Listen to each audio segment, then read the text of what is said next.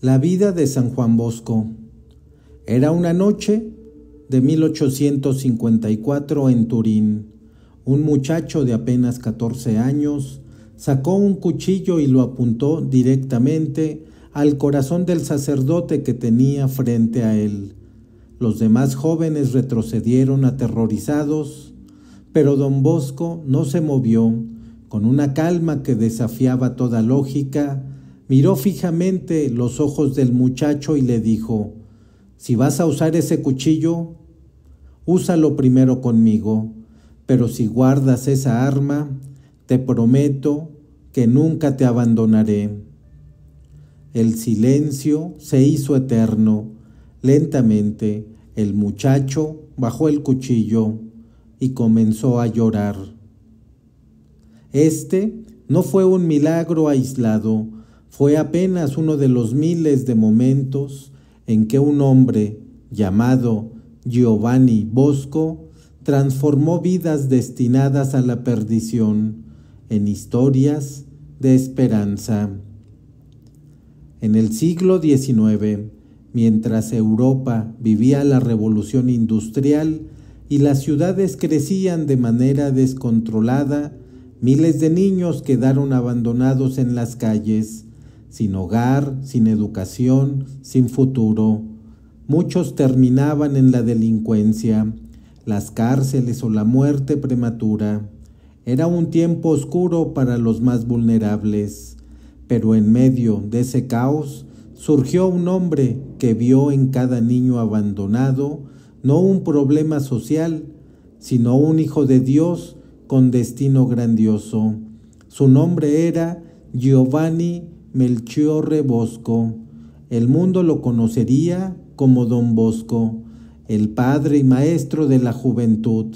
Su vida estuvo marcada por sueños proféticos extraordinarios, por una energía incansable que desafiaba toda explicación humana y por un amor tan profundo hacia los jóvenes que cambió para siempre la forma en que la Iglesia entendía la educación. Esta es su historia, una historia de pobreza extrema transformada en abundancia de gracia, de un niño campesino que soñó con multitudes y despertó para hacerlo realidad.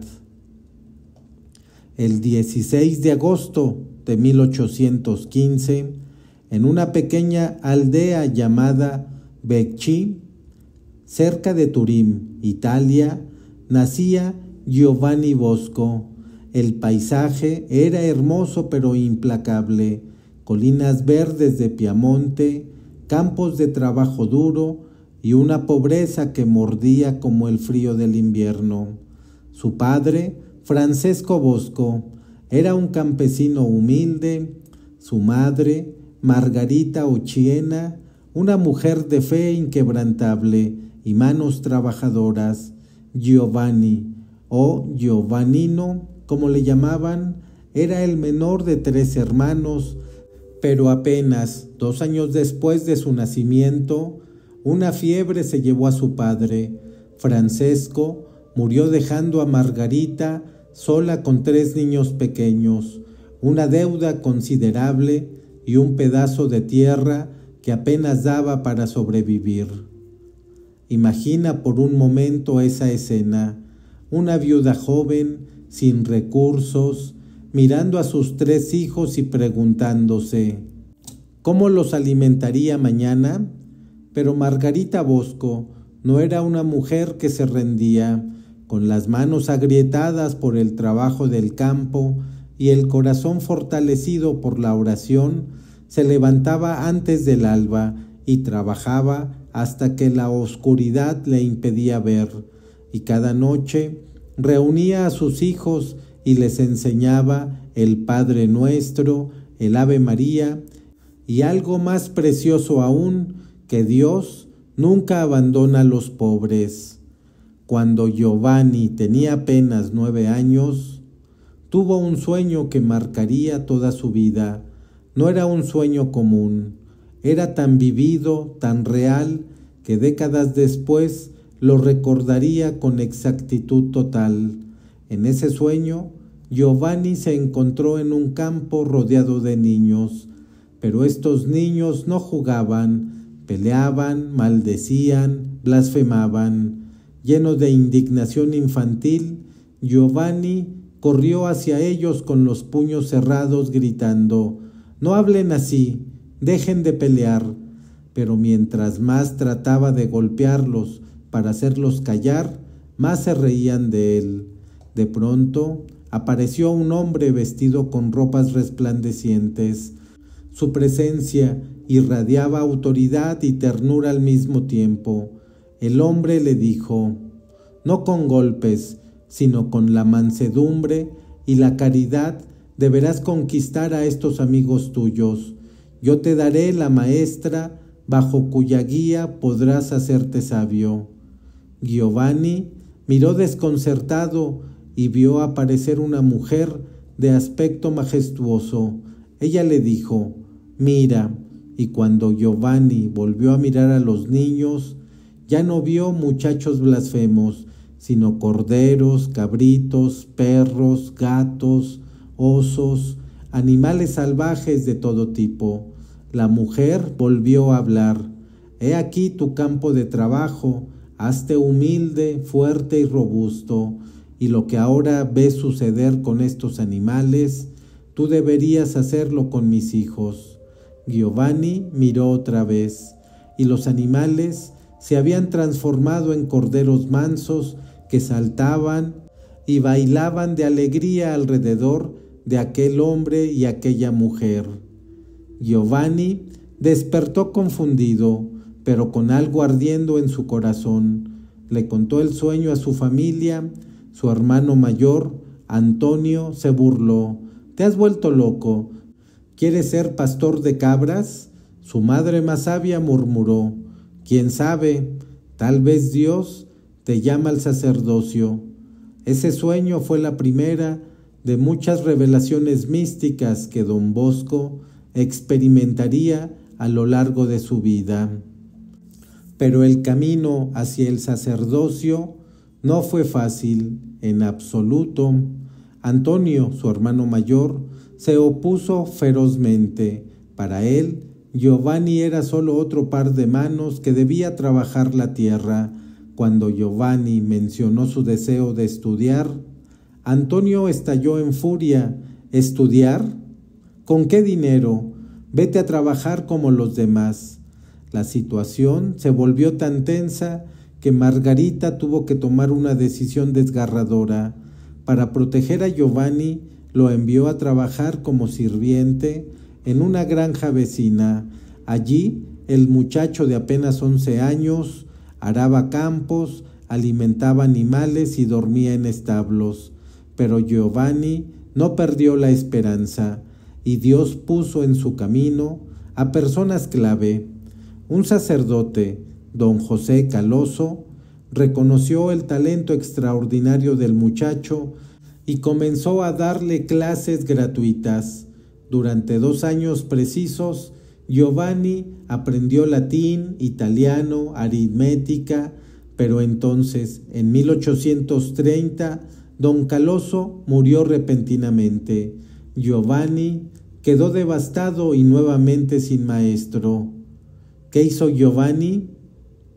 Algo que demostraría su carácter indomable. Se inscribió en la escuela pública de Chieri, a varios kilómetros de su casa. Para pagarse los estudios, trabajaba como sastre, camarero, herrero, carpintero, cualquier trabajo honesto que encontrara. Y aquí es donde vemos algo extraordinario en este joven. Giovanni Bosco no solo estudiaba y trabajaba, también evangelizaba. Descubrió que tenía un talento natural para el entretenimiento. Aprendió acrobacias, magia, malabarismo. Cada domingo reunía a grupos de jóvenes en las plazas, hacía sus trucos y acrobacias, y cuando tenían su atención, les predicaba el evangelio y los invitaba a rezar el rosario. A los 15 años, este muchacho ya era un apóstol. En 1835, con 20 años, Giovanni ingresó al seminario de Chieri. Fueron 6 años de estudio intenso, vida austera y profunda vida espiritual. Su madre, fiel como siempre, le escribió una carta que Giovanni conservaría toda su vida. Al verte vestido con el hábito eclesiástico, experimenté una gran satisfacción, pero recuerda, comenzar a vestir el hábito significa comenzar a practicar la virtud propia del estado eclesiástico. No te preocupes por mí, ya he comenzado. Continúa con valor lo que has emprendido.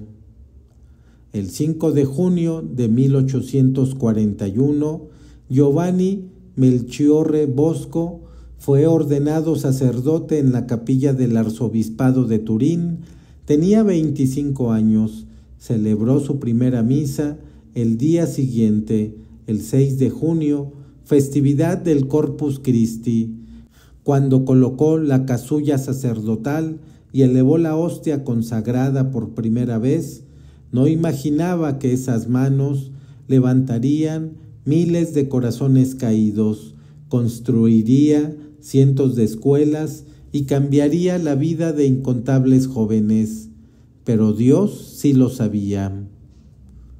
Tras su ordenación, don Bosco ingresó al convictorio eclesiástico de San Francisco de Asís en Turín, una especie de seminario de especialización para jóvenes sacerdotes.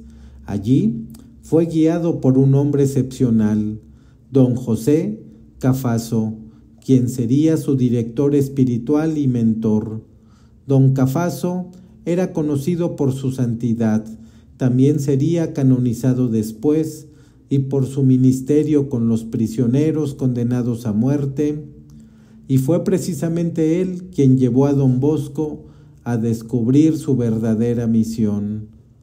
Don Cafaso llevaba a don Bosco a visitar las cárceles de Turín, y lo que vio allí destrozó su corazón.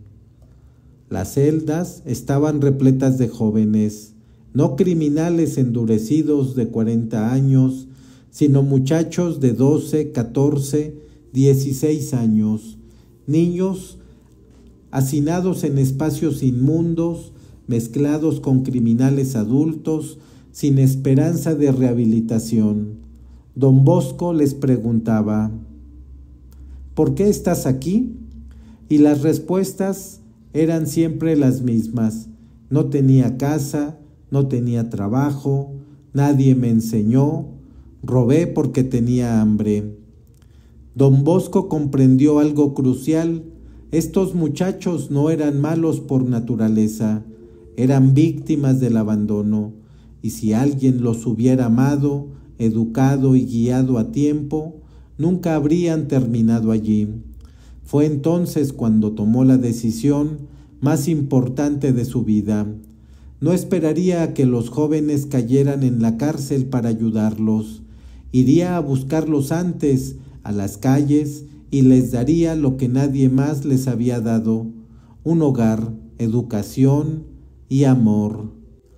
El 8 de diciembre de 1841, festividad de la Inmaculada Concepción, don Bosco estaba en la sacristía de la iglesia de San Francisco de Asís, preparándose para celebrar misa.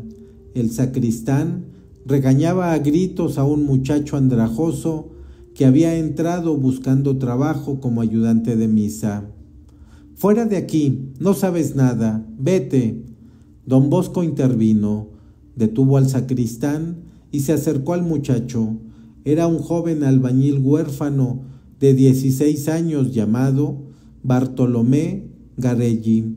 Tenía las manos sucias de trabajo, la ropa rota y una mirada que mezclaba vergüenza con desesperación. Don Bosco le sonrió. «¿Cómo te llamas?» «Bartolomé, padre». «¿Sabes silbar?»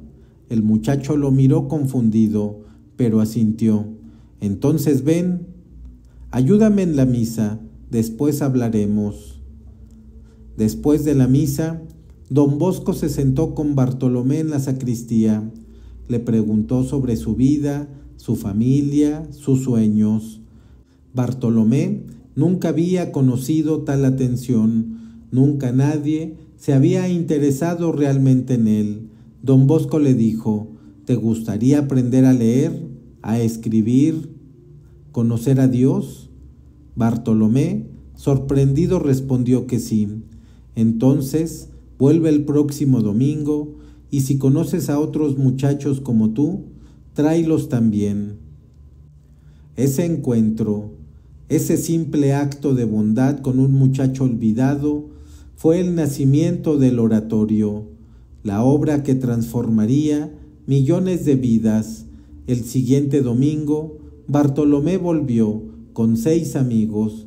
El domingo después eran 20, al mes siguiente 40.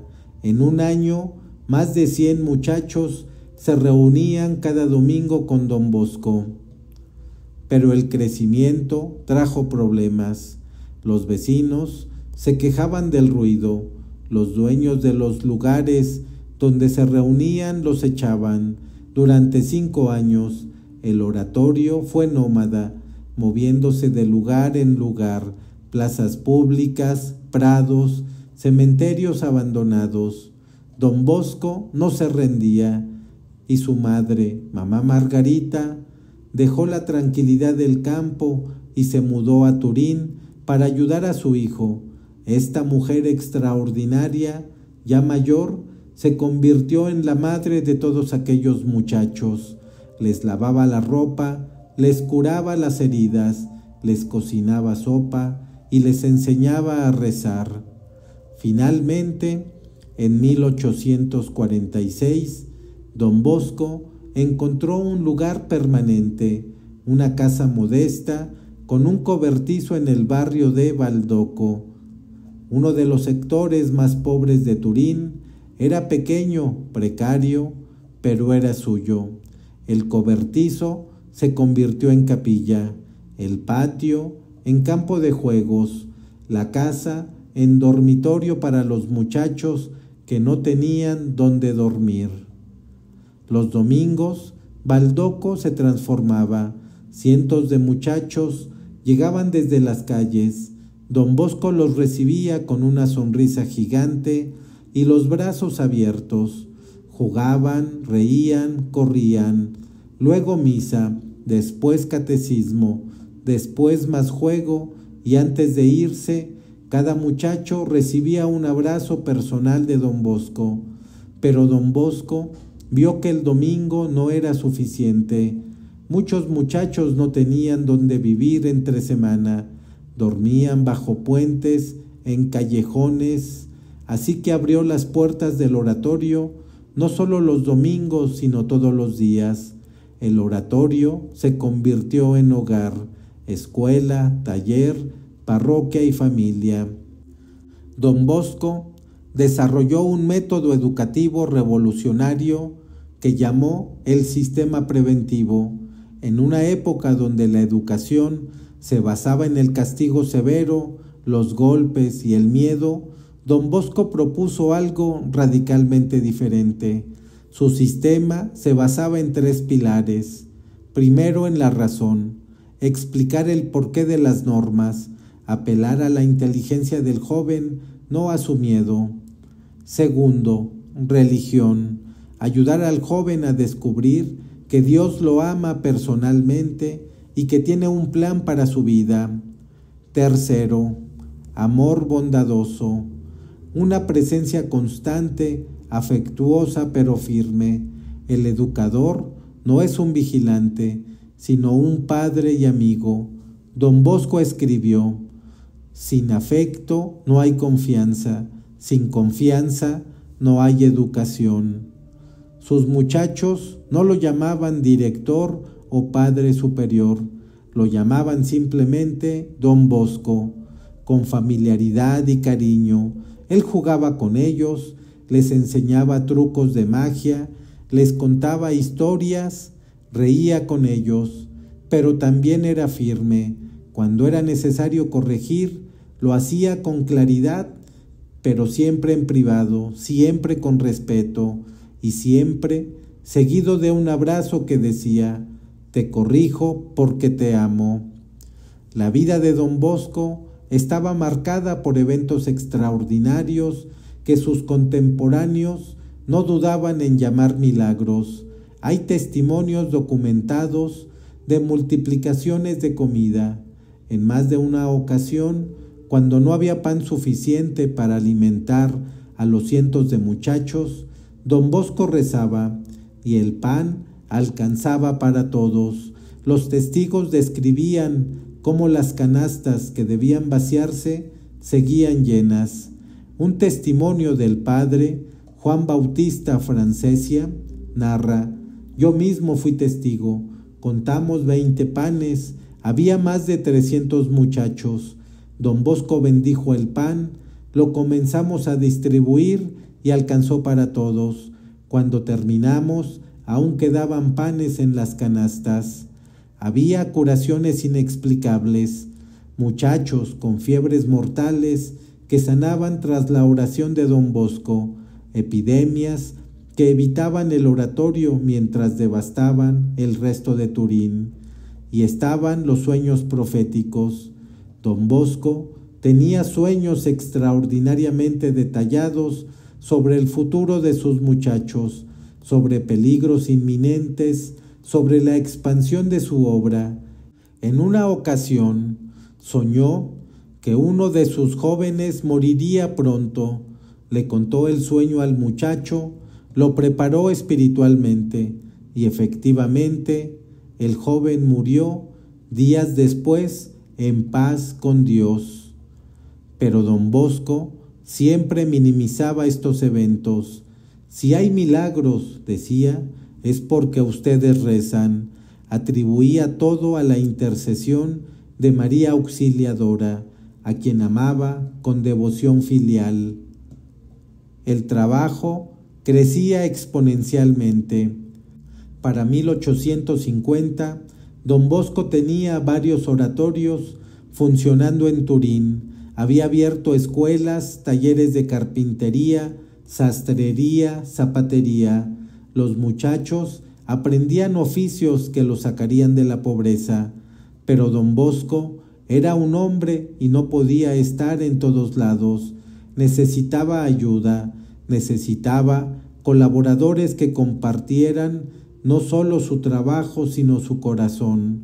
Así, el 18 de diciembre de 1859, don Bosco fundó la Sociedad de San Francisco de Sales, los Salesianos, una congregación religiosa dedicada completamente a la educación y salvación de los jóvenes, especialmente los más pobres.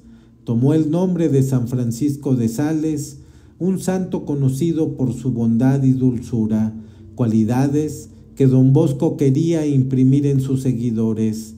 Los primeros salesianos fueron sus propios muchachos del oratorio, jóvenes que habían llegado pobres y abandonados, pero que bajo la guía de don Bosco se habían transformado en apóstoles. Ese era el genio de don Bosco. No solo salvaba a los jóvenes, los convertía en salvadores de otros jóvenes. Para 1869 fundó también con Santa María Dominga Mazarello la Congregación Femenina, las Hijas de María Auxiliadora, dedicadas a la educación de las niñas y jóvenes mujeres en la misma línea del sistema preventivo.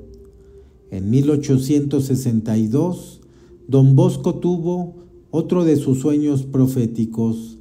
En él vio una iglesia majestuosa dedicada a María Auxiliadora, Madre de la Iglesia. Lo vio tan claramente que al despertar dibujó su diseño. Solo había un problema: no tenía dinero, nada. El oratorio sobrevivía día a día con lo que la providencia enviaba. ¿Qué hizo don Bosco? Anunció que construiría la basílica. La gente pensó que había enloquecido, pero don Bosco comenzó, pidió limosnas, recorrió Italia entera buscando benefactores, escribió miles de cartas, cada moneda que recibía la invertía en la construcción. Los trabajadores comenzaron en 1865. Durante 3 años, don Bosco supervisó personalmente cada detalle, y cuando el dinero se acababa, lo cual sucedía constantemente, simplemente rezaba y siempre, de alguna manera misteriosa, llegaba justo lo necesario para continuar. El 9 de junio de 1868, la Basílica de María Auxiliadora fue consagrada. Era magnífica, columnas de mármol, frescos celestiales, un altar resplandeciente, una joya arquitectónica en medio del humilde barrio de Baldoco, y don Bosco, mirando a María Auxiliadora, susurró: «Madre, tú la quisiste, tú la pagaste». A medida que don Bosco envejecía, su cuerpo comenzaba a fallar, pero su espíritu no conocía límites. Para la década de 1870, los salesianos se habían expandido por toda Italia, pero don Bosco soñaba en grande, mucho más grande. En 1875 envió la primera expedición salesiana a América del Sur, concretamente a Argentina. Fueron 10 salesianos liderados por el padre Juan Cagliero. Su misión: trabajar con los inmigrantes italianos empobrecidos y evangelizar a las tribus indígenas de la Patagonia. Fue el comienzo de una expansión misionera extraordinaria. Cuando don Bosco murió en 1888, había casas salesianas en Italia, Francia, España, Inglaterra, Argentina, Uruguay, Brasil, Ecuador, y hoy los salesianos están presentes en 134 países. Pero este trabajo inalcanzable tuvo un costo terrible para la salud. Don Bosco dormía 4 horas por la noche. El resto del tiempo lo dedicaba a atender a los muchachos. Escribía cartas. Se estima que escribió más de 30,000 cartas a lo largo de su vida.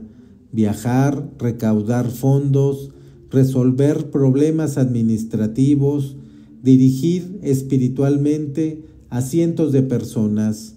Sufría de dolores constantes, problemas respiratorios, úlceras. Hubo momentos en que apenas podía caminar, pero seguía adelante. Sus colaboradores le suplicaban que descansara. Don Bosco respondía: «¿Descansar? Puedo hacerlo después. Los muchachos no pueden esperar».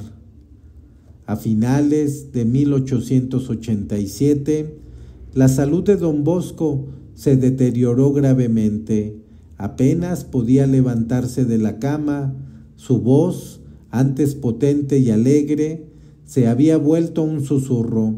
El 31 de enero de 1888, por la madrugada, don Bosco recibió los últimos sacramentos rodeado de sus hijos espirituales. La habitación estaba llena de salesianos llorando silenciosamente. Don Bosco intentó hablar, pero apenas le salían las palabras.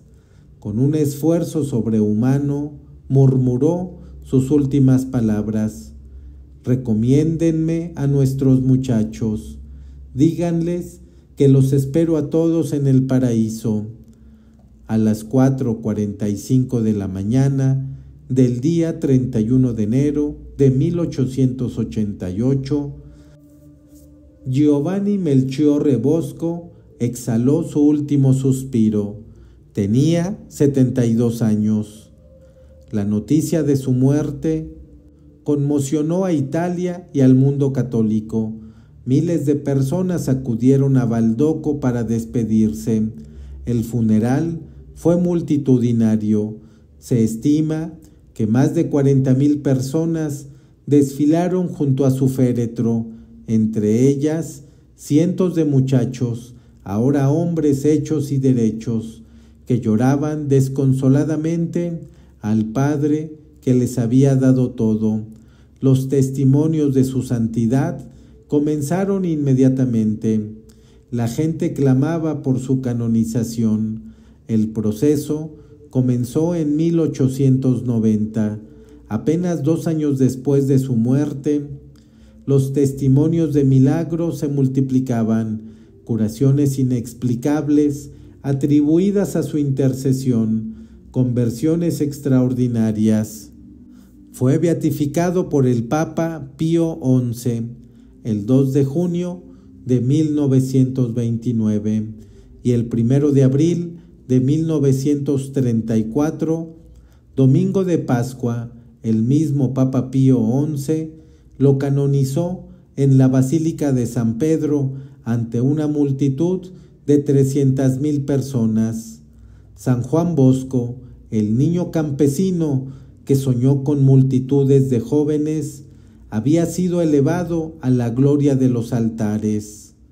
Hoy, casi 140 años después de su muerte, la obra de Don Bosco sigue viva y más vigorosa que nunca.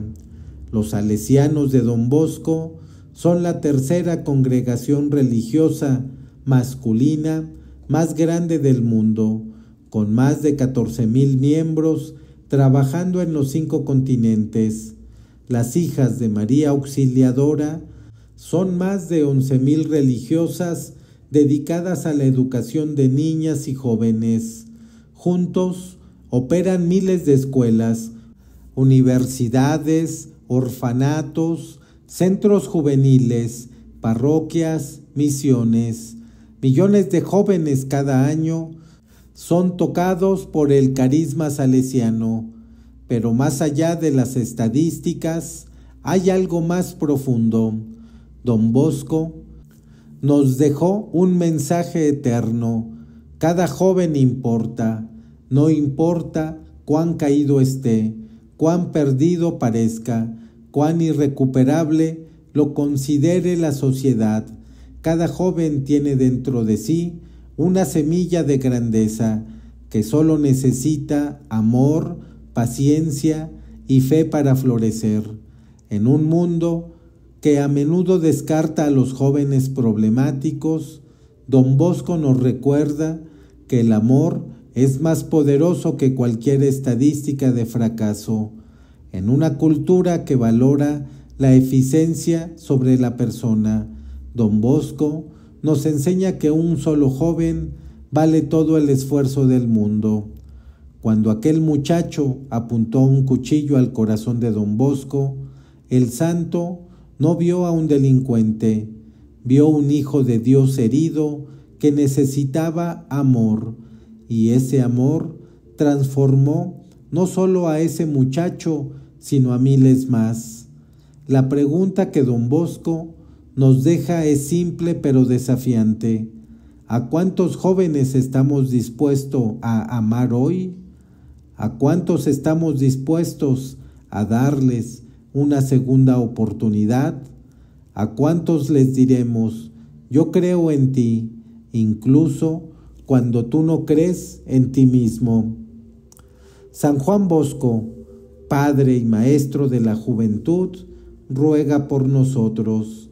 Enséñanos a ver a Cristo en cada joven que cruza nuestro camino. Danos tu corazón de Padre, tu paciencia de educador y tu fe inquebrantable en el poder transformador del amor, y que como tú, nosotros también podamos decidir al final de nuestra vida: hice todo lo que pude por los jóvenes que Dios puso en mi camino. San Juan Bosco, ora pro nobis.